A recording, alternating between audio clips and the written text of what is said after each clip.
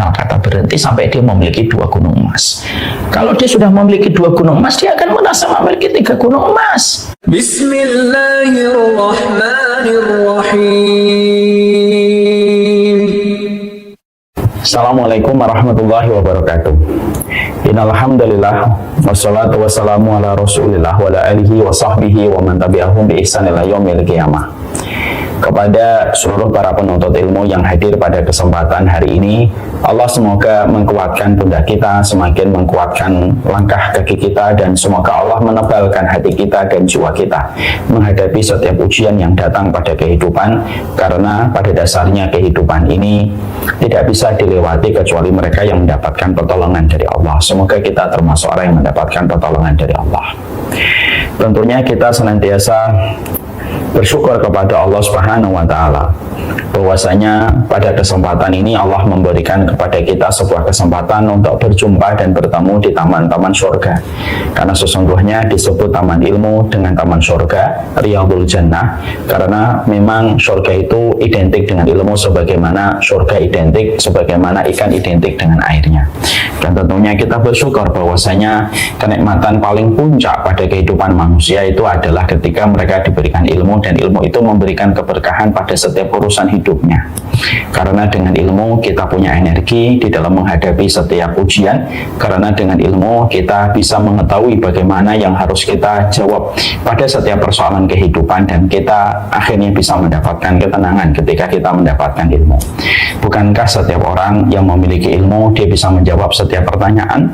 Kalaulah orang yang memiliki ilmu bisa tenang menjawab setiap pertanyaan ketika dia menghadapi semesteran ataupun ujian di sekolahan, siapapun di antara manusia kalau dia punya ilmu, dia akan tenang menghadapi setiap persoalan yang ada pada jalan hidupnya ketika mereka telah mendapatkan ilmu. Itulah yang menjadikan kita tidak pernah kita merasa sangat bahagia dan bersukacita kecuali ketika kita diberikan kenikmatan ilmu pada kehidupan kita. Allah memberikan harta kepada setiap di antara hambanya, tapi Allah memberikan ilmu hanya kepada hanya kepada hamba yang Allah kehendaki. Semoga kita termasuk di antara hamba yang Allah kehendaki mendapatkan ilmu. Kita punya energi di dalam menghadapi setiap masalah, kita punya alasan di dalam kita menghadapi setiap problematika, dan kita senantiasa bisa mendapatkan ketenangan dengan ilmu yang akan memberikan keberkahan pada setiap perjalanan hidup kita. Kepada Allah kita selalu bersyukur. Semoga kenikmatan ilmu yang Allah berikan kepada kita betul-betul bermanfaat, betul-betul memberikan kebaikan untuk kita, meneguhkan kita, menguatkan kita di dalam perjalanan hidup. Kepada Allah kita bersyukur, dan kepadanya kita menggantungkan segala urusan kehidupan kita. Amin insyaallah.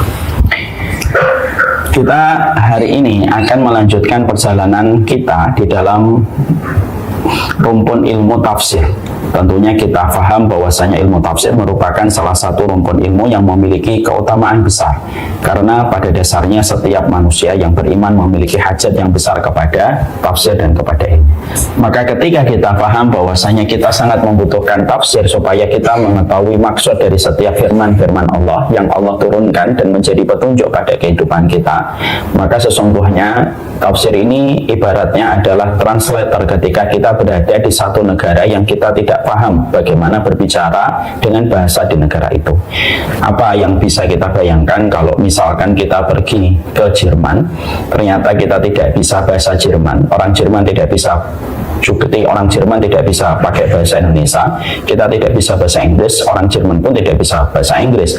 Tentunya kita sangat kesulitan untuk bertahan hidup, dan kita sangat kesulitan untuk sampai ke tempat tujuan dan untuk bisa memenuhi yang kita butuhkan ketika kita terkendala dengan bahasa.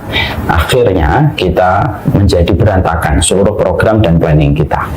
Dan biasanya kita akan menjadi mudah urusannya ketika kita datang ke Jerman, kita bisa bahasa Jerman, minimal kita bisa bahasa Inggris, lalu orang-orang Jerman pun bisa berkomunikasi dengan bahasa Inggris. Akhirnya kita bisa menyelesaikan urusan kita dengan mudah, dengan waktu yang singkat, ketika tidak ada kendala dalam masalah bahasa pengantar ketika kita berkomunikasi. Sebenarnya itu merupakan analogi sangat sederhana sekali, bahwasanya Makanya tafsir itu merupakan translator kalau dalam bahasa kasarnya, supaya kita paham maksud dari Allah itu apa. Karena sesungguhnya manusia sangat membutuhkan Al-Quran di dalam petunjuk. Kebutuhan manusia kepada Al-Quran sebagai petunjuk jauh lebih besar daripada kebutuhan kepada makan dan minum, kata Imam Ibn Rajab.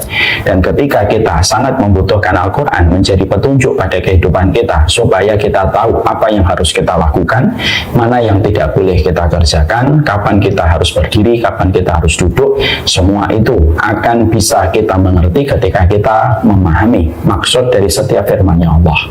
Kita tidak bodoh, karena bodoh itu biasanya membawa kerugian dan berujung kepada banyak penyesalan.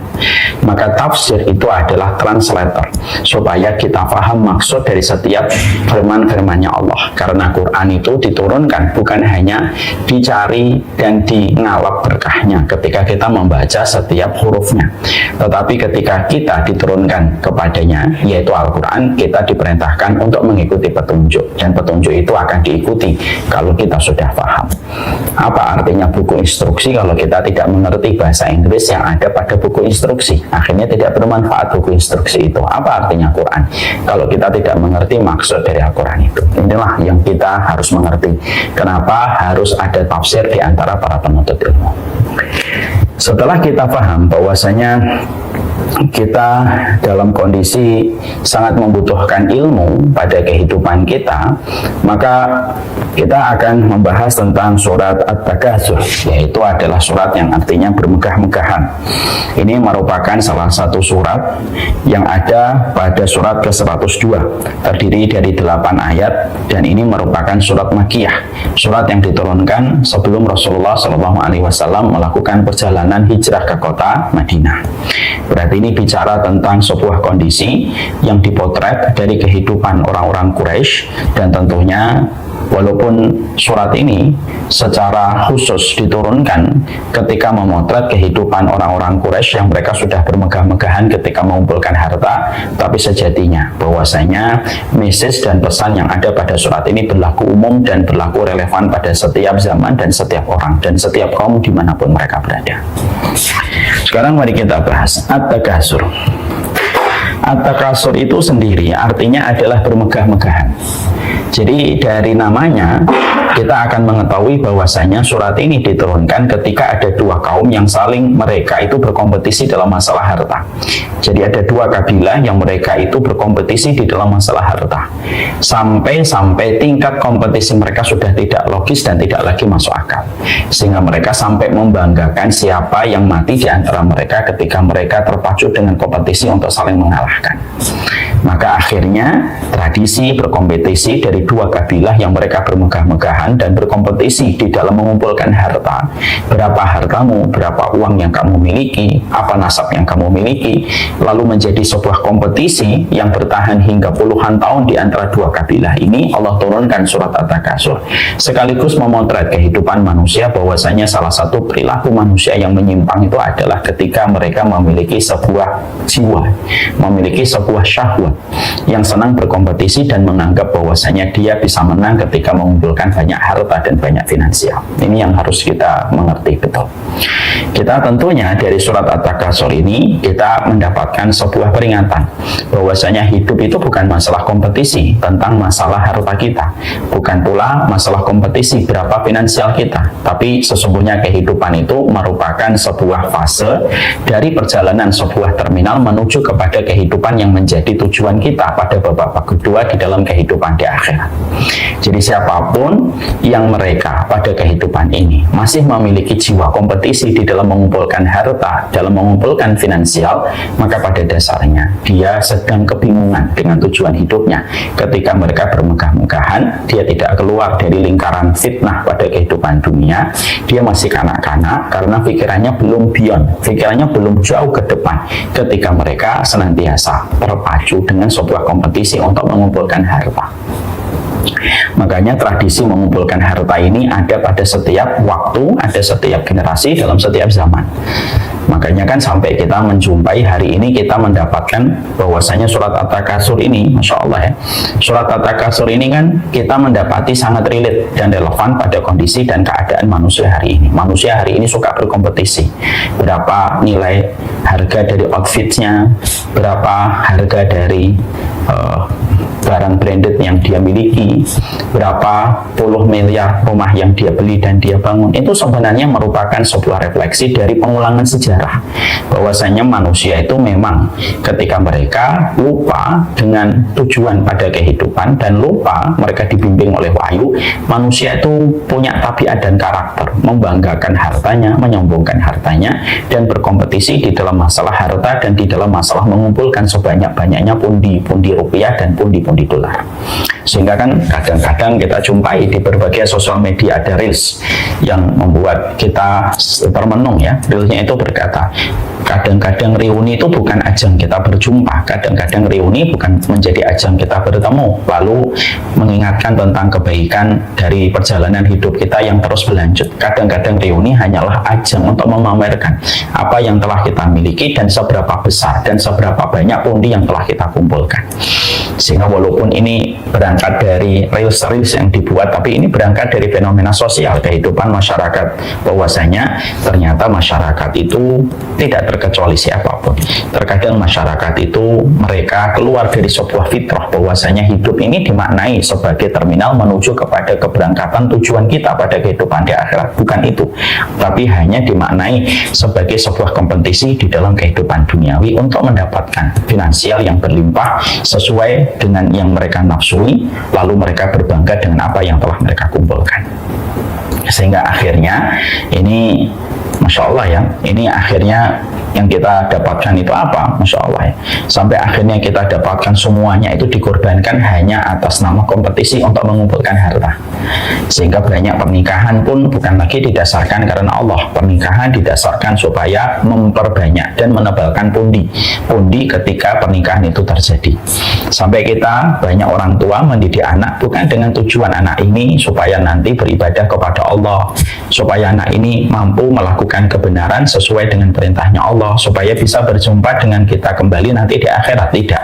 Sekarang pendidikan sudah bergeser memenuhi kebutuhan industri supaya anak ini bisa sekolah di sekolah favorit, lalu melanjutkan di universitas favorit, lalu bekerja, lalu membanggakan orang tua, bukan karena ketaatan, bukan karena kesolihan, tetapi karena dia bekerja di tempat-tempat bergengsi yang bisa diharapkan memperbaiki finansial keluarga besar yang telah membesarkannya. Ini kan menjadi sebuah ironi.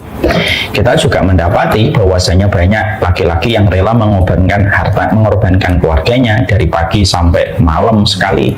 Dia selalu bekerja di kantornya, tidak peduli dengan tugasnya kepada umat, tidak peduli dengan tugasnya kepada dakwah, tidak peduli dengan tugasnya dia kepada agama, hanya atas nama mengejar kepuasan dengan angka deret finansial yang terus dia kejar supaya dia bisa membanggakan apa yang telah dia kumpulkan. Sehingga akhirnya terkadang kita dapatkan berbagai macam tulisan-tulisan terus menghiasi supaya manusia selalu berkompetisi pada kehidupan di akhirat. Kapan 100 miliar, 200 miliar pertama bagimu? Kapan kamu memiliki 1 miliar pertama dalam bisnismu? Terus berbicara tentang angka dan berbicara tentang masalah kompetisi besar untuk mengalahkan orang lain dalam urusan duniawi. Padahal ini bukan tabiat dan ini bukan culture agama kita. Agama kita bukan agama materialisme, tapi agama kita itu merupakan agama yang berorientasi kepada urusan akhirat. Keselamatan kita dan masa depan kita tidak ditentukan pada kematangan kita pada urusan finansial dan tidak diletakkan pada bebas urusan finansial atau bebas finansial di masa tua, bukan. Tapi agama kita itu culture-nya mempersiapkan kehidupan di bawah tanah ketika kita meninggal dunia, dan culture agama kita itu mempersiapkan kehidupan kita menuju kepada kehidupan di akhirat. Ini culture agama kita. Makanya kalau kita paham agama kita tidak melarang kita untuk kaya, tetapi juga tidak pernah menghinakan orang miskin di antara para pemeluknya dan orang yang meyakini agama ini. Orang yang kaya raya tetapi dia berbuat ketaatan ketika dia pergunakan sebagai sebuah anak tangga menuju kepada ridhonya Allah, tentunya hartanya itu akan berkah. Tapi Islam juga tidak menafikan bahwasanya kalau ada orang miskin, mereka pun memiliki kedudukan yang sama di hadapan Allah, walaupun dia tidak bisa mengumpulkan banyak materi dan finansial. Makanya Hasan Al-Basri sampai mengatakan kepada kita bahwasanya kalau kamu menjumpai orang mendahului kamu dalam urusan dunia, maka kejarlah dia dalam urusan akhiratmu. Ini menunjukkan bahwasanya seorang Hasan Al-Basri itu paham tentang culture agamanya, yaitu agama Islam. Bahwasanya ketika ada orang yang mengungguli kamu dalam urusan dunia, seorang tokoh agama, seorang yang solih dalam hidupnya namanya Hasan Al-Basri itu bisa mengatakan dengan sebuah kalimat yang luar biasa. Kalau ada orang yang mengungguli kamu dalam urusan dunia, maka kejarlah dan ungguli dia dalam urusan akhiratmu. Karena apa? Karena siapapun yang mengungguli kita dalam urusan dunia, ada saatnya dan ada waktunya harta itu akan dia tinggalkan dan dia akan berpindah ke alam barzakh. Lalu ketika dia telah berpindah ke alam barzakh, maka dunia yang telah dia kumpulkan, kalau sampai mengorbankan apapun, maka tidak ada satupun yang nyangkut di telapak tangannya ketika sudah berada di kuburan. Karena apa? Sekaya apapun manusia, ketika dia berada di dalam kuburan, dia kayak bermimpi bahwasanya dia pernah kaya, tetapi tidak ada satupun kekayaan yang dia bawa ketika dia telah memejamkan mata di bawah kuburnya. Ya, tapi siapapun yang mengungguli manusia dengan kehidupan akhirat itu akan menjadikan kita, kehidupan akhirat itu akan menjadikan kita menemukan apa yang kita lakukan. Dan sesungguhnya balasan di akhirat itu balasan yang tidak pernah ada pengurangan, tidak pernah ada pewarisan, dan tidak pernah mengalami penyusutan. Ketika semua balasan di akhirat itu disempurnakan oleh Allah, bahkan dilipat gandakan oleh Allah. Jadilah hamba akhirat dan jangan menjadi hamba dunia. Insya Allah, kata-katanya sangat bagus. Maka itu pula yang menjadikan kita memahami bahwasanya Nabi pun memotret bagaimana kehidupan dunia itu sangatlah indah. Bagaimana Nabi memberikan kepada kita sebuah narasi yang sangat indah. Idza ra'aita ma yu'jibuka, kalau kamu melihat sesuatu yang membuatmu kagum dalam urusan dunia, maka kata Rasulullah SAW, jadi kalau kita melihat sesuatu lalu kita menjadi kagum dengan apa yang kita lihat, apa yang kita jumpai, maka sesungguhnya kita tidak diperintahkan untuk bersolawat supaya perkara itu bisa menjadi milik kita. Tidak. Tapi Nabi mengatakan idza ra'aita ma yu'jibuka, kalau kamu melihat sesuatu yang membuatmu kagum terhadap perkara itu dalam urusan dunia, katakanlah. Jadi Nabi ngomong, jadi Nabi itu ngasih kita petunjuk. Kalau kamu melihat sesuatu yang menakjubkan dalam urusan dunia, kamu melihat mobil, kamu melihat rumah, kamu melihat villa, kamu lihat apartemen temanmu yang luar biasa luas sekali, view-nya sampai seluruh Jakarta kelihatan. Kamu melihat bagaimana villanya di tempat yang sangat indah, hawanya dingin sekali gitu. Kalaupun kita melihat sesuatu yang membuat kita kagum dalam urusan dunia, kata Nabi pun juga indah betul. Yaitu adalah ketika Nabi mengatakan, kalau kamu melihat sesuatu yang indah dalam urusan dunia, katakanlah innal aisha aishul akhirah. Ya. Innal aisha aishul akhirah. Sesungguhnya kehidupan itu kehidupan kelak di akhirat. Ayo bareng-bareng kita ucapkan innal aisha aishul akhirah. Sesungguhnya kehidupan itu adalah kehidupan nanti di akhirat. Kalau kita bedah diksi yang disampaikan Nabi ketika mengatakan innal aisha aishul akhirah, itu Nabi itu sebenarnya secara tidak langsung ngasih tahu kepada kita obat dari getirnya kehidupan dunia yang sering membuat kita terpana. Itu tidak ada obatnya dari racun itu kecuali apa? Paham tentang urusan akhirat, bahwasanya itu adalah tujuan kehidupan kita. Itulah kehidupan kita, kehidupan kelak kita di akhirat. Sehingga itu semakin menjelaskan kepada kita bahwasanya di dalam kehidupan kita, maka sesungguhnya yang kita harus mengerti, culture agama kita adalah memberikan kepada kita sebuah edukasi, memberikan kepada kita sebuah pendidikan. Kita tidak dididik oleh agama kita untuk hidup di dunia, berkompetisi untuk kehidupan di dunia, karena pada dasarnya kehidupan dunia itu akan mengalami berbagai macam kerugian kalau kita terus mengumpulkannya dan melupakan tujuan kehidupan kita di akhirat. Karena sesungguhnya kehidupan orang yang beriman itu kehidupan selanjutnya pada kehidupan di alam barzakh, kehidupan di akhirat. Ini kita harus paham. Jadi surat At-Takasur ini memotret manusia yang melampaui batas, dia lupa, amnesia dengan kehidupan akhiratnya, lalu mereka terus berkompetisi dalam urusan dunia. Dan kita diingatkan, alhaakumut takasur, bermegah-megahan itu telah melalaikan kalian. Inilah surat At-Takasur. Jadi paham ya, kita harus keluar dari sebuah potret buruk yang diceritakan oleh Al-Quran di dalam surat ini. bahwasanya dulu pernah ada dua kabilah yang terus berkompetisi di dalam masalah harta, di dalam masalah finansial, sampai terus berkompetisi dalam masalah pencapaian material di antara dua kabilah ini. Sampai tidak masuk logika ketika mereka saling membanggakan orang yang mati di antara mereka, berapa yang lebih banyak di antara orang-orang yang mati di antara mereka, karena ternyata sudah rusak kehidupan mereka ketika terikat terlalu erat dengan kehidupan duniawi. Ya. Sekarang setelah kita paham bahwasanya surat ini merupakan sebuah potret dari kondisi yang pernah terjadi di kota Mekah dari para pembesar Quraisy yang mereka bermegah-megahan, dan bermegah-megahan itu melalaikan mereka dari kehidupan duniawi, dan ini merupakan sebuah ayat yang relevan dalam setiap waktu dan setiap zaman. Sekarang kita masuk kepada ayat yang pertama. Ayat yang pertama dibahas adalah alhaakumut takasur. Bermegah-megahan itu merupakan perkara yang melalaikan kita. Tentunya di sini disebut dengan kata at-takasur. At-takasur itu bermegah-megahan. Kita harus tahu dulu, bermegah-megahan itu melalaikan manusia. Nah, kita harus mengerti beberapa poin yang berkaitan tentang at-takasur. Perilaku at-takasur itu apa sih, Ustaz? Perilaku at-takasur itu yang akhirnya dicela oleh Allah, tampak buruk di hadapan Allah, karena Allah telah menyiapkan kehidupan yang abadi, tetapi justru manusia terpenjara dengan kehidupan yang hina, yaitu kehidupan duniawi. Sekarang perilaku at-takasur itu apa? Sampai dikatakan at-takasur itu alhaakum. Alhaakum itu melalaikan kalian, melupakan kalian, menjadikan kalian amnesia terhadap kematian, dan menjadikan kalian amnesia terhadap kehidupan akhirat yang menjadi tujuan Allah menciptakan kehidupan manusia. Maka ada beberapa hal yang disebut dengan at-takasur, perilaku at-takasur. Yang pertama disebut dengan perilaku at-takasur itu adalah orang yang senantiasa tidak ada yang dia pikir di sepanjang hidupnya kecuali adalah menambah pundi-pundi harta dan menambah pundi-pundi finansial dengan apapun yang dia bisa lakukan dan apapun yang dia bisa kerjakan.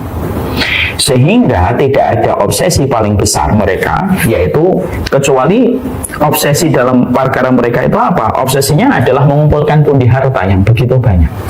Dan at-takasur itu bukan hanya untuk mereka yang kaya, bisa jadi ada yang miskin tetapi memiliki sebuah perilaku at-takasur, dia terus mengumpulkan terus dan tidak pernah merasa cukup. Jadi at-takasur ini tidak selalu harus kaya. Belum tentu yang kaya memiliki perilaku at-takasur, belum tentu yang miskin selamat dari at-takasur. Karena at-takasur itu adalah sebuah dorongan nafsu, kecondongan jiwa untuk terus mengumpulkan harta, dan tidak pernah mereka berhenti untuk memikirkan kehidupan akhiratnya, karena mereka sudah mabuk dengan kehidupan dunia, lalu mereka terus ingin mengumpulkan, dan berapapun harta yang sudah diberikan kepada mereka tidak pernah sampai pada level kecukupan. Tidak pernah sampai pada level kecukupan. Karena apa? Mereka merasa harus nambah. Dan sekali lagi ya, at-takasur itu bukan perilaku yang sifatnya khusus untuk orang kaya. Orang kaya yang takasur ada, orang miskin yang memiliki kecondongan at-takasur itu juga ada. Karena apa? At-takasur tidak dilihat dengan berapa yang telah dikumpulkan, tapi dari kecondongan jiwanya untuk terus memperbanyak harta-harta yang mereka ingin kumpulkan, dan tidak pernah mereka merasa selesai dengan apa yang mereka kumpulkan. Itu namanya at-takasur. Ya. Sehingga ketika mereka telah memiliki kecondongan kepada at-takasur, ya tidak ada sebuah kata-kata cukup yang ada pada kamus kehidupan mereka. Kenapa? Karena harta itu semakin digali dan semakin dikumpulkan. Kalau hanya dikumpulkan, bukan dimanfaatkan dan disalurkan kembali kepada mereka yang berhak. Saya mencari, ibu mencari, bapak mencari, lalu hanya untuk dikumpulkan menjadi deretan angka yang membuat kita bisa merasa gembira ketika angka itu semakin membesar nominalnya, maka semakin bertumpuk-tumpuk harta, tetapi tidak untuk bermanfaat bagi setiap hamba-hamba Allah yang ada di sekitarnya, dan tidak bermanfaat untuk agama Allah. Demi Allah ya, itu tidak akan pernah memberikan kecukupan. Dan itulah yang disebut dengan perilaku at-takasur. Ya. Makanya ini sangat relate sekali dengan hadis Rasulullah SAW ketika Nabi bersabda, ya, man kanat hammuhu dunya ja'alallahu faqrahu baina 'ainaihi wa farraqa alaihi syamlahu wa lam yatihi dunya ila ma qaddara lahu. Ya. Maka sesungguhnya orang yang mereka tujuan hidupnya itu hanyalah untuk duniawi, maka sesungguhnya Allah itu akan memberikan kacamata kefakiran di depan kedua kelopak matanya dan di depan hatinya. Dia tidak akan pernah merasa cukup. Wa farraqa alaihi syamlahu, dan Allah akan memecah belah semua urusannya. Walam yatihi dunya illa ma qaddara lahu, dan tidaklah datang kepadanya dunia kecuali apa yang ditetapkan dan tidak lebih dari itu. Dan kehidupan di akhirat nggak dapat apa-apa. Kenapa? Tujuannya memang dunia saja. Dari pagi ketika membuka mata sampai dia menutup mata itu otaknya dan pikirannya tuh ya muter-muter urusan dunia tok gitu. Ngitung aja urusan dunia, nggak ada intinya. Insya Allah itu. Sehingga akhirnya dia betul-betul menjadi budaknya dunia. Dunia tidak menjadi budak, dunia itu tidak menjadi budak mereka, tapi justru dunia itu memperbudak mereka. Seakan-akan mereka yang mencari, tapi sebenarnya mereka sedang diperbudak dengan apa yang mereka cari. Beda ya dengan sahabat. Sahabat itu, mereka itu memperbudak dunia, lalu dunia itu tunduk di kaki mereka dan dipergunakan oleh para sahabat, oleh orang-orang soleh terdahulu, betul-betul dikendalikan dengan pengendalian hati yang bertakwa dan cinta akhirat, sehingga harta itu tidak berkutik apa-apa dan tidak bisa memberikan dosa apa-apa kepada para pengumpulnya ketika dunia itu betul-betul takluk di depan orang soleh terdahulu. Ya. Maka sesungguhnya beda dengan kehidupan manusia hari ini. Manusia itu hari ini mereka sebagian besar, semoga Allah merahmati saya, merahmati para ustadz, merahmati semua orang-orang muslim ya, bahwasanya hari ini tuh konteksnya adalah dunia itu memperbudak mereka, sehingga akhirnya apapun dilakukan hanya untuk bisa mendapatkan angka deret itu. Sholat ditinggalkan, memperhatikan riba tidak peduli, bagaimana mengorbankan hartanya juga tidak ada, mengorbankan keluarganya pun tidak akan pernah mereka ragu, walaupun setelah mengumpulkan ujungnya itu hanyalah berujung kepada kepuasan, membanggakan diri plus kemaksiatan yang dilakukan setelah terkumpulnya harta. Itu at-takasur. Ya. Jadi at-takasur itu merupakan perkara ketika manusia itu memiliki kecondongan terus untuk memperbanyak hartanya. Bisa jadi pemulung memiliki sifat at-takasur, bisa jadi orang kaya pun memiliki sifat at-takasur, atau sebaliknya bisa jadi yang kaya belum tentu at-takasur, tapi bisa jadi yang miskin memiliki at-takasur, atau bisa jadi yang miskin tidak memiliki at-takasur, ataupun yang kaya memiliki sifat at-takasur. At-takasur itu tidak selalu identik dengan orang kaya, karena ada orang yang mereka diberikan kemudahan dalam masalah finansial, tapi finansial itu tidak pernah memperbudak mereka, tidak pernah memperbudak mereka. Finansial itu diarahkan, diatur oleh mereka sesuai dengan apa yang mereka yakini dan mereka imani dalam kehidupan di akhirat. Itu tidak menjadi at-takasur untuk mereka. Jadi akhirnya kita selama ini menyangka at-takasur itu identik dengan orang kaya yang bermegah-megahan. Belum tentu. At-takasur itu perilaku hati yang condong terus untuk mengumpulkan dan tidak pernah mengenal kata henti ketika mengumpulkan. Ya.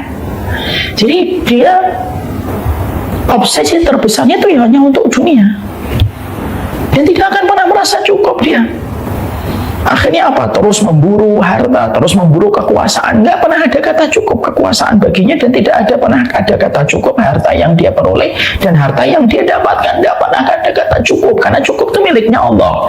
Cukup itu hak prerogatifnya Allah, bukan apa yang bisa diusahakan manusia.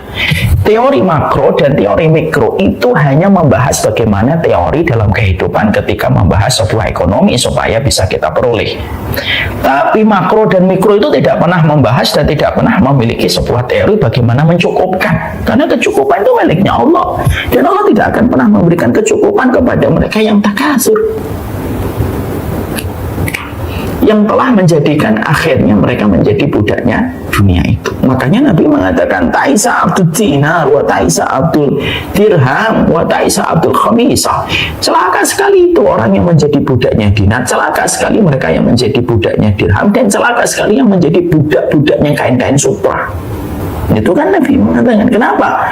Ya karena mereka itu betul-betul hanya mengikuti terus. Kemana lajunya dunia itu? Makanya Nabi melanjutkan hadis tadi. Siapa itu hamba dunia itu? Hamba dirham itu yang apabila ada urusan duniawi dia bersemangat, kalau tidak ada dan tidak dikasih oleh dunia maka dia marah dan dia murka. Itulah yang disebut dengan hamba dunia. Sehingga at-takasur itu merupakan sebuah kecondongan hati, pikiran untuk terus mengumpulkan. Itu yang disebut dengan at-takasur. Ya, bagi mereka nominal dan angka diri itu yang paling penting. Yang kedua, yang kita harus mengerti tentang at-takasur itu apa? At-takasur itu ketika mereka mengumpulkan, ya mereka tidak akan pernah peduli bagaimana mendapatkannya. Ketika mengumpulkan harta, mengumpulkan kekuasaan, mengumpulkan apapun, maka dia tidak akan pernah peduli bagaimana cara dia mengumpulkan harta itu. Karena bagi mereka itu yang terpenting angkanya dan deretan-deretannya yang membuat orang bisa terkesima dan terpesona dengan pencapaian dia. Masalah di dalamnya ada ribanya, masalah di dalamnya ada maksiatnya, masalah di dalamnya ada proses-proses tender yang tidak benar. Oh, tidak penting bagi mereka. Yang terpenting adalah apa yang mereka dapatkan. Sehingga perilaku at-takasur itu meminta tumbal. Tumbalnya apa? Kamu harus berhenti mencari ridhonya Allah. Kalau orang sudah masuk dalam lingkaran at-takasur, kenapa? Perilaku at-takasur itu kayak orang datang ke dukun, di mana dukun mengatakan kepada pasiennya, kalau kamu ingin mendapatkan pesugihan, kamu harus memberikan tumbal. Tumbalnya apa, Mbah? Tumbalnya anakmu kalau nanti lahir diambil ya sama genderuwo. Ya, yang penting saya sugih, yang penting saya kaya. Itu yang kita dapatkan dalam proses ketika seseorang itu datang ke dukun. Sebenarnya at-takasur itu memiliki kemiripan dan memiliki benang merah dengan perilaku korban yang datang ke dukun. Karena apa? Takasur itu sebuah perilaku kecondongan untuk mengumpulkan, di mana dia akan memberikan manusia banyak angka dan banyak pencapaian dan finansial itu, tapi dengan banyak pengorbanan yang harus ditumbalkan. Apa tumbalnya? Banyak. Yang pertama yang menjadi tumbal itu kalau sudah bercita-cita untuk mengumpulkan sebanyak-banyaknya, yang ditumbalkan pertama kali adalah kehidupan di akhirat. Sehingga kalau ada seseorang itu, dia ingin untuk menilai apakah saya berada pada lingkaran at-takasur, sebenarnya simpel.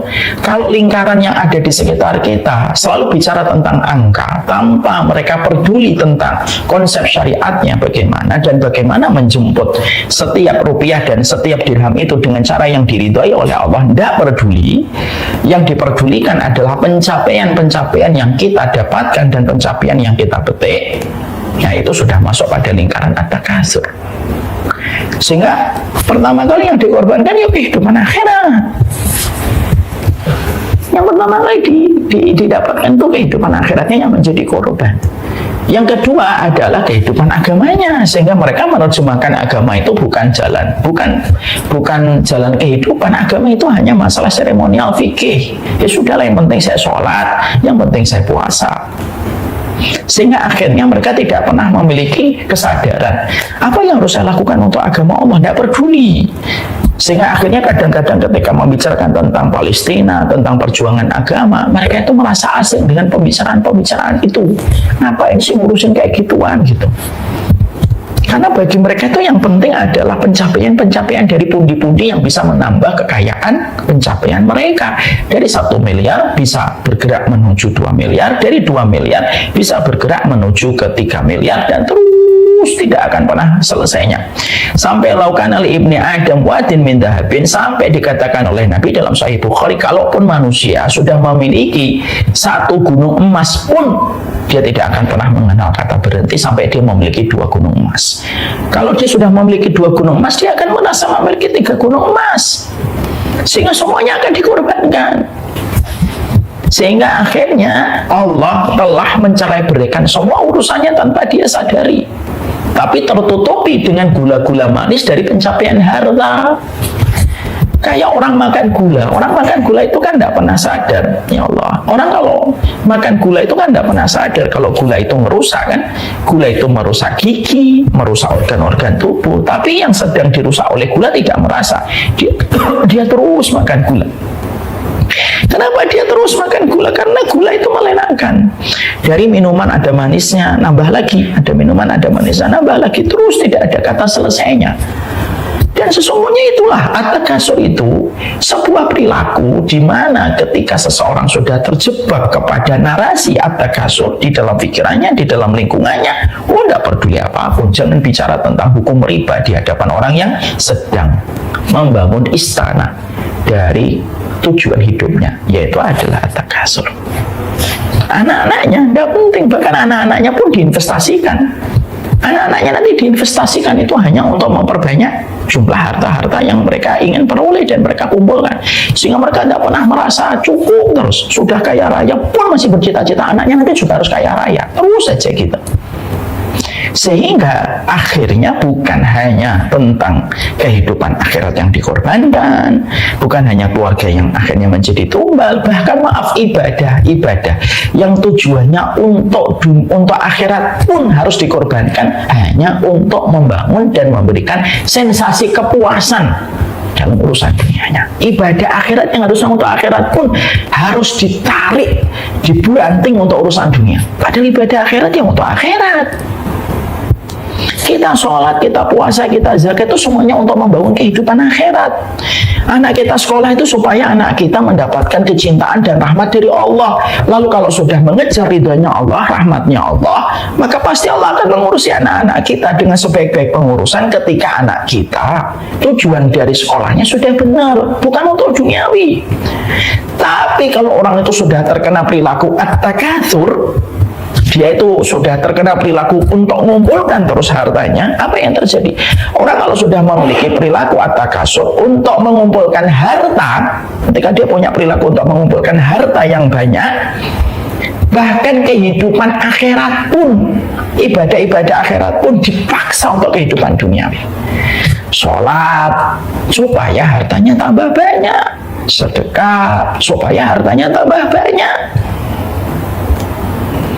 haji dan umrah supaya angka-angkanya supaya tambah banyak, sehingga mereka secara tidak sadar, naudzubillah min dzalik, semoga kita semuanya ya termasuk saya di tempat kita sedang ini, sehingga orang-orang itu secara tidak langsung bertransaksi sama Allah itu karena ingin mendapatkan jaminan dunianya, sehingga akhirnya itulah yang menjadikan perilaku at-takasur ini lebih parah daripada dampak yang ditimbulkan dari narkoba, lebih parah daripada dampak yang ditimbulkan oleh khamr. Karena apa? Karena perilaku at-takasur itu sering sekali tidak menyadari, atau orang itu tidak menyadari kalau dia sedang berada pada lingkaran at-takasur pada perjalanan hidupnya. Ya, karena apa? Karena kerusakan ini sistematik, merusak hati, merusak pikiran sekaligus. Kalau khamr itu kan merusak akal. Kadang-kadang dalam hatinya itu masih merasa bersalah ketika dia terus mengumpul, ketika terus minum khamr. Orang yang pakai narkoba itu di dalam hatinya itu masih ada fitrah bahwasanya ketika dia memakai narkoba itu ada merasa bersalah. Kalau at-takasur cuma enggak. Makanya disebut dengan kata di awali ayatnya itu al-hakum. Al-haq itu dari lahbun, melenakan. Sesuatu yang betul-betul melenakan, melalaikan. Orang itu tidak sadar gitu. Jadi perilaku at-takasur itu betul-betul orang itu tidak sadar kalau dia telah terjebak kepada perilaku at-takasur. Dan bisa mengenai siapapun.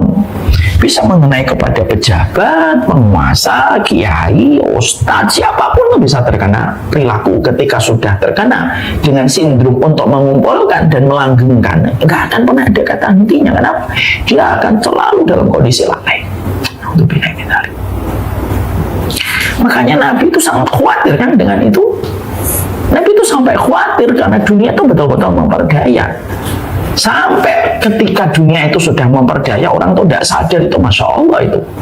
Sampai Nabi pun akhirnya memberikan contoh doa. Doanya itu apa? Allahumma la taj'alid dunya akbaru hammina wa la mablagha ilmina. Makanya akhirnya doanya Nabi SAW itu Sampai doanya Nabi SAW itu apa? Allahumma la taj'alid dunya akbar hammina wa la mablagha ilmina. Ya kita berdoakan. Allahumma la taj'alid dunya akbar hammina wa la mablagha ilmina. Ya Allah, janganlah Engkau menjadikan dunia itu menjadi tujuan terbesar hidup kami dan menjadi tujuan dari semua pencapaian ilmu-ilmu kami. Ya. Karena Nabi itu khawatir bahwasanya dunia itu memang manis yang luar biasa. Warna hijaunya itu melalaikan gitu. Dan ini bisa terkena sindromnya kepada setiap orang, bahkan orang yang paham agama sekalipun belum tentu otomatis dia selamat. Alhamdulillah, doakanlah kami para orang yang menyampaikan ilmu selalu diberikan keikhlasan. Ya, sehingga akhirnya Nabi itu berlindung diri dari dunia itu sampai seorang Nabi, orang yang paling bertakwa saja sekalipun, beliau berdoa, ya Allah, jangan Engkau menjadikan dunia itu merupakan puncak terbesar tujuan hidup kami dan puncak dari pencapaian ilmu kami. Jangan sampai kami itu belajar ilmu hanya untuk duniawi. Karena pada dasarnya takasur itu selalu memiliki damage. Apa itu? Orang menuju kepada kerusakan tetapi tidak menyadari. Persis dengan orang yang makan gula terus. Dia terus minum, terus makan gula, minum gula, makan gula, terus tanpa disadari tubuhnya sudah bereaksi dan baru dia tersadar ketika penyakitnya sudah berat dan komplikasi. Itulah yang kita mengerti tentang at-takasur. Ya. Makanya kalau kita mendapatkan dalam satu hadis yang diriwayatkan dari Baihaqi, ketika Rasulullah SAW mengatakan hubbud dunya rasulul khati'atin, cinta sama dunia itu pangkal dari semua kerusakan. Itu ya, cinta sama dunia itu pangkal dari semua kerusakan. Kalau kau sudah cinta dunia itu kan kemana-mana. Perilaku seseorang ketika dia rela bermusuhan kakak adik itu selalu kalau ditelusuri, kalau dibedah, kalau di breakdown, akar permasalahannya pasti ada kaitannya dengan dunia. Perempuan-perempuan rela berzina dan dizinai sama laki-laki itu kadang-kadang urusannya dengan duniawi. Perilaku ketika akhirnya tidak amanah di dalam jabatan itu juga ada kaitannya dengan urusan duniawi. Semuanya berkaitan erat dengan urusan duniawi. Makanya baginda Nabi sampai memotret begitu indah, hubbud dunya rasulul khati'atin. Memang cinta sama dunia itu pangkalnya semua kerusakan. Jadi tidak ada kerusakan yang terjadi pada kehidupan di dunia itu kecuali ada kaitannya dengan dunia. Bahkan hasadnya dai dengan dai itu, kata para ulama yang hanif, hasadnya dai dengan dai itu ya karena urusan duniawi biasanya. Ini dapat segini, yang ustadz ini begini, akhirnya jadi hasad. Dan ketika seorang dai dan seorang ustadz sudah hasad, mereka itu konsekuensinya apa? Mereka akan mengajak muridnya untuk belajar membenci. Dan bukan hanya merusak kepada dirinya, hasadnya orang berilmu itu lebih parah daripada hasadnya orang yang tidak punya ilmu. Karena hasadnya orang yang tidak punya ilmu itu hanya untuk dirinya. Lah hasadnya orang yang tidak punya, hasadnya orang yang punya ilmu, ngajak orang lain.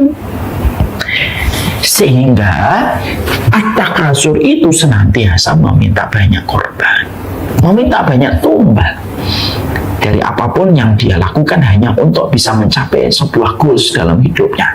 Berapa angka yang bisa kita hadirkan ketika kita terus mengumpulkan.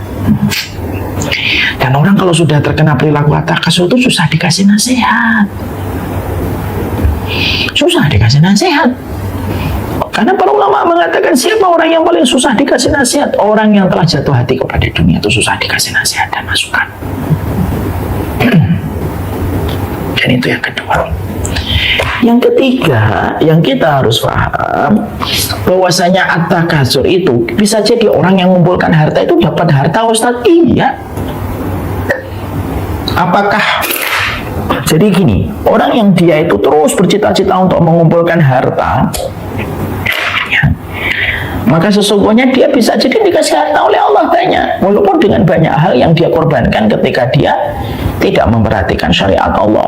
Akhirnya orang yang sudah diberikan oleh Allah banyak, ketika cita-citanya pengen uang banyak, lalu menjadikan itu tujuan dalam hidupnya, terkadang Allah berikan apa yang mereka obsesikan itu Lalu mereka itu senang banget dengan pengumpulan harta yang berlimpah yang telah mereka miliki, dibiarkan oleh Allah untuk pesta pora.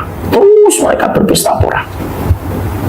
Setelah mereka berpesta pora itulah, pada saat itulah nanti ketika mati mereka teringat dan mempertanggungjawabkan semua hartanya kepada Allah.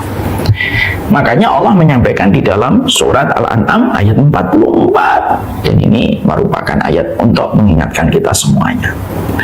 Falamma nasu ma dzukiru bihi fatahna 'alaihim abwaaba kulli syai'in hatta idza farihu bima utu akhadnahum baghtatan fa idahum mublisun. Ya. Dikatakan bahwasanya ketika manusia itu sudah melupakan peringatan dari Allah, fatahna 'alaihim abwaaba kulli syai'in, maka kami akan membukakan semua kesenangan duniawi untuk manusia yang sudah lupa terhadap syariatnya Allah. Jadi orang kalau sudah lupa syariatnya Allah karena ingin untuk terus memperbanyak dunianya, dikasih sama Allah. Nih, kasih dunia. Karena apa? Dunia bagi Allah itu lebih rendah daripada sayap seekor nyamuk. Dikasih oleh Allah dunia.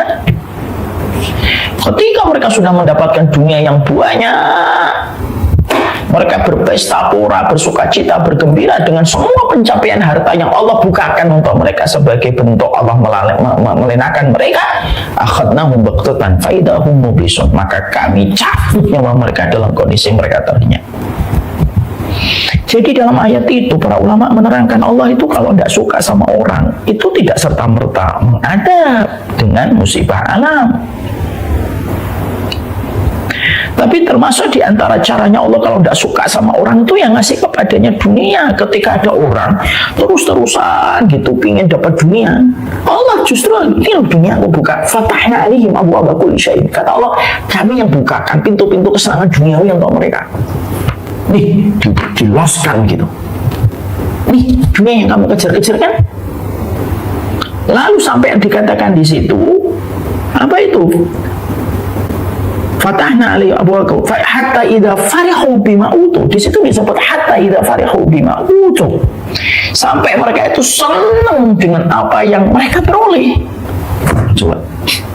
Jadi perilaku at-takasur itu terkadang menjadikan seseorang itu dapat apa yang mereka telah jadikan obsesi besarnya. Jadi mereka akan didekatkan dengan apa yang menjadi obsesinya. Kamu obsesinya harta, oke, harta didekatkan untuk mereka, dibukakan oleh Allah.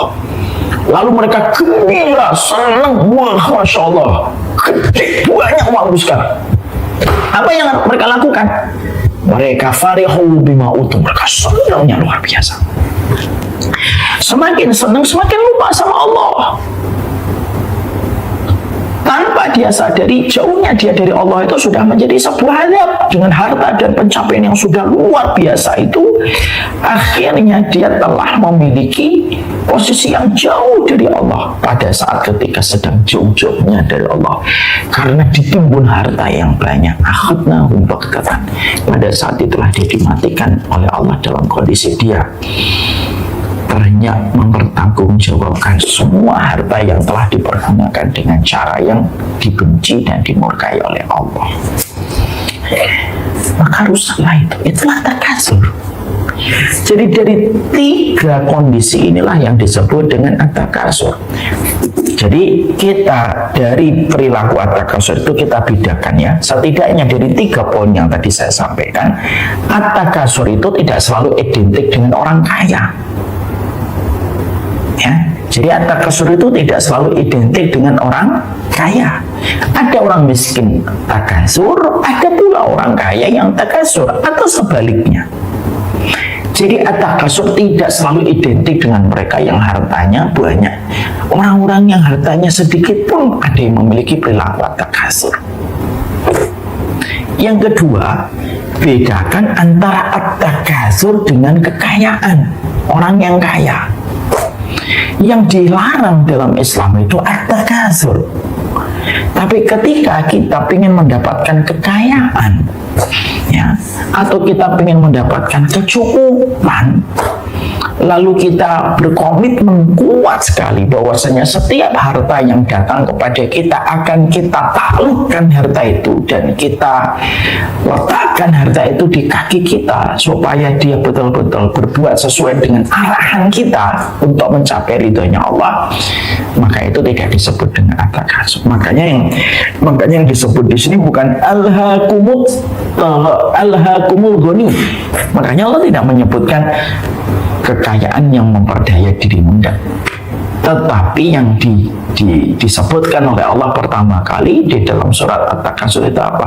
Alhaakumut takasur, yaitu adalah perilaku terus mengumpulkan banyak-banyaknya harta dalam masalah finansial. Itulah yang melalaikan kalian. Ya, makanya saya tutup ayat yang pertama ini dengan kita akhirnya memahami 3 poin pada masalah at-takasur itu bagaimana. Dari 3 poin itulah kita akhirnya paham ada setidaknya 2 yang harus kita luruskan selama ini. Banyak di antara masyarakat penuntut ilmu merasa bahwasanya at-takasur itu hanya untuk orang kaya raya. Tidak. Orang miskin, buruh UMR pun bisa memiliki perilaku at-takasur. Terus ngumpulin terus nggak pernah kata cukup. Dan yang kedua, yang dibenci itu perilaku at-takasur, bukan kekayaan. Karena kekayaan itu pada dasarnya akan memberikan keberkahan ketika dipegang sama orang yang bertakwa. Yang kaya belum tentu tercela. Yang tercela adalah ketika kekayaan itu menjadikan dia tidak pernah puas untuk terus mengumpulkan pundi-pundi harta. Ya. Dan yang ketiga, at-takasur itu identik dengan perilaku merendahkan, meremehkan orang setelah dia mengumpulkan semua harta itu. Beda dengan kekayaan al-ghani. Kekayaan itu tidak serta-merta membuat orang itu meremehkan orang. Ya, itulah yang kita dapatkan. Al-hakumutnya, apa yang terjadi setelah orang itu memiliki perilaku at-takasur? Al-hakumutnya melenakan itu apa? Ada jawabannya pada ayat yang kedua. Lalu dijelaskan lebih terperinci pada ayat yang ketiga dan yang keempat. Insya Allah akan menjadi pembahasan kita pada pertemuan kita sebelumnya. Maka yang paling penting, setidaknya ada 2 hal yang kita harus petik sebelum kita buka dengan tanya jawab. Yang pertama, ibu-ibu di Riyadhul Jannah. Jadi kalau kita nanti menjumpai ibu-ibu kan circle-nya terkadang kan ada di antara teman ibu memiliki mobil baru atau memiliki villa baru, apartemen baru gitu. Belajarlah untuk senang dengan apa yang didapatkan rezeki orang. Kalau kita memang belum tidak mendapatkan itu, jangan sedih. Katakanlah innal aisha aisyul akhirah. Kehidupan kami adalah kehidupan kelak di akhirat. Saya sama istri kadang kalau kami sedang di puncak itu melihat villa-villa bagus gitu ya. Ya, kita ini melakukan 2. Yang pertama kita berkata innal aisha aisyul akhirah. Yang kedua kita berkata, kalau saya punya villa ini, saya akan pergunakan villa ini untuk mengajar, untuk daurah kepada setiap keluarga-keluarga muslim. Maka setidaknya diksi semacam itu yang menjadikan kita mendapatkan pahala. Terbiasalah untuk mengucapkan innal aisha aisyul akhirah. Yang kedua, marilah kita senantiasa berdoa gitu ya. Hari ini kita hidup pada zaman materialisme yang luar biasa.